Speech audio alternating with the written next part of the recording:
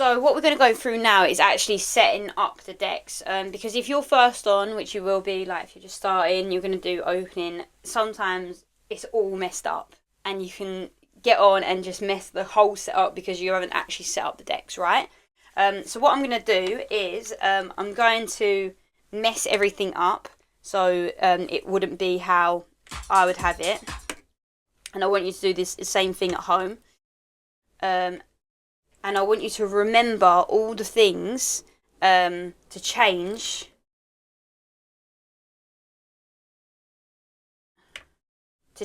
when you actually get on here. So I'm just going through and I'm messing things up for the sake of it, okay?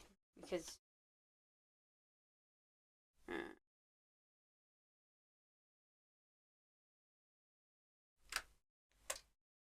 I'm going to turn it off while I do this so I don't ruin the equipment. I'm going to turn it off after I've messed it all up.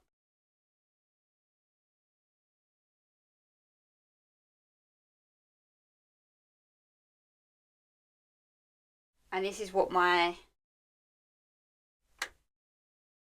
Oh, definitely.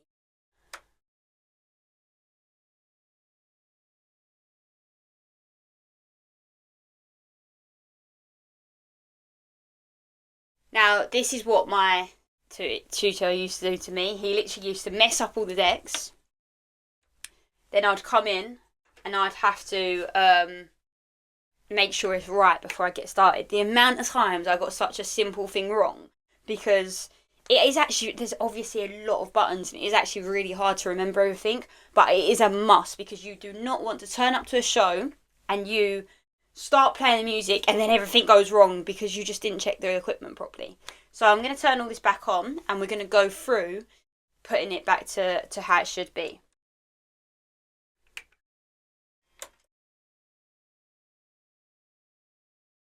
So firstly, I've turned it all on. Now, the first thing I'm going to do, because I'm using, well, what did I do wrong there first? This is a great example because I've literally done something wrong myself, which I tell you guys not to do. So this is an amazing example for how wrong it can go. Thankfully, I don't have my mic on, right? But what I've just done there, I've turned on the mixer and I can see that the mic is on full blast, at full volume, and I've just turned the mixer on. Now, if I had my mic on, the feedback to the speakers would have been absolutely crazy, right? It would have been going crazy, like screeching and whatever, and everyone would have been looking, and it would have been really, really embarrassing. But thankfully, I don't have my mic on that's connected to the CDJ, so it hasn't happened. But what I should have done before I switched on that mixer is turned off the mic and put them at a normal volume, and then turned off the mixer. So I know there's not going to be any feedback from the mic to the speakers. That is a really, really rookie mistake, which I've literally just done live while teaching you guys. So please, please, please make sure you turn the mic off. I mean, in my defence, I very rarely come on stage when, you know, it's an open show anymore. So, or a mic connected. But I would actually absolutely, I am in a lesson, right? So I'd absolutely check that was off, because that's happened to me before. So if I was getting on stage, I would definitely check that was off. You caught me off guard. Okay, so first of all, I want to make sure everything's right now. So I'm just going to eject the USB and reinsert it, because it's saying no USB at the minute, but that's because I've just turned it on and off without ejecting it, which you should also never do. So now the USB is there, I'm just going to put on a track, but I'm just going to have it in my headphones so I can just see what's going on the track as well.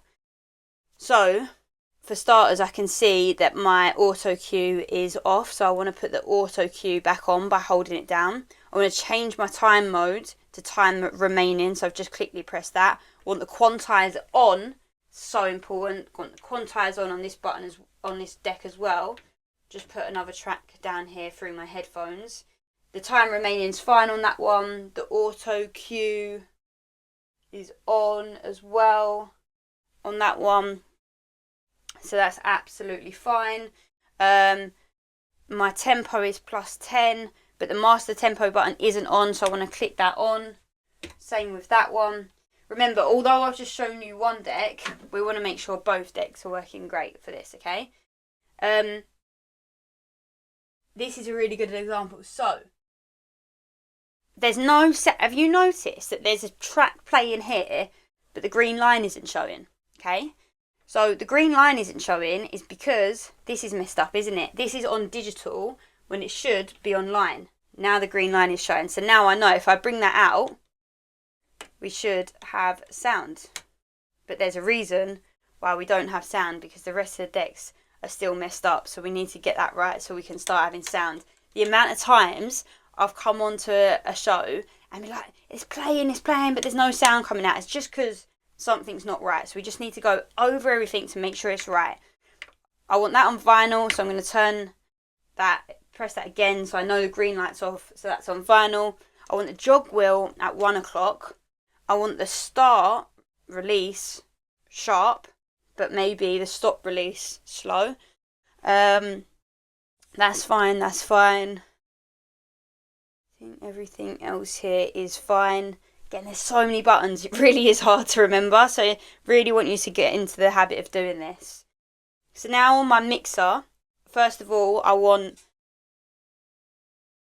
that on cue, so everything's coming through my headphones.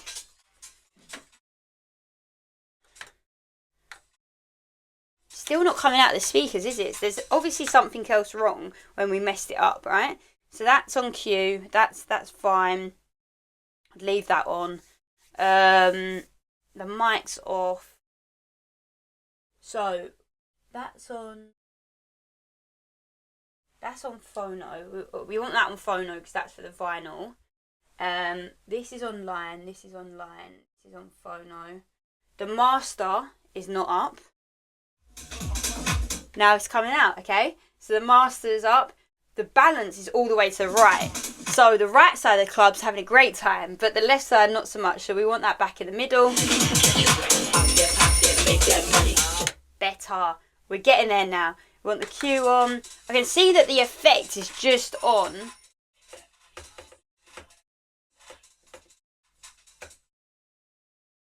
Something's going on here as well. I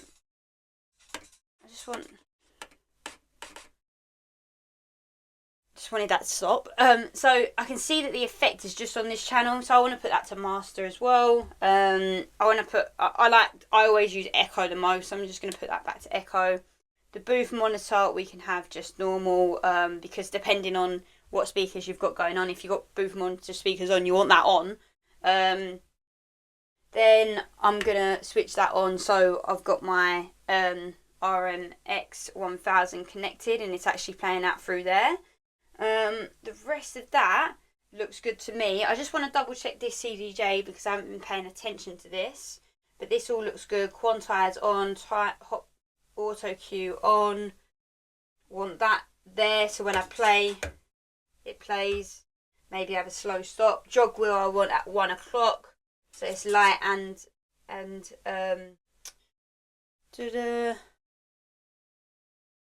then the master tempo is on and +10 for that. Now, in the CDJ lesson before, when I've done an overview of the CDJs, I ignored these two buttons. I done that on purpose, but I've had a few people ask me about it, so I just want to go over it. The reason why I ignored these buttons is because it is a sync button, and I do not want you using sync, right? Definitely not. The master button is fine. It just means which CDJ is the master. So if this is the master, you can change the tempo. If I don't really get the point in the master button either, to be honest. But anyway, this is the master. This is the main CDJ. The sync button will basically sync your BPMs for you, so you can cheat, so you don't beat match by ear. But this is where people mess up so much, because they think, oh, put the sync back button on, it's easier to mix. If your tracks aren't lined up right in record box or whatever, or something's off, it can completely throw off your mix.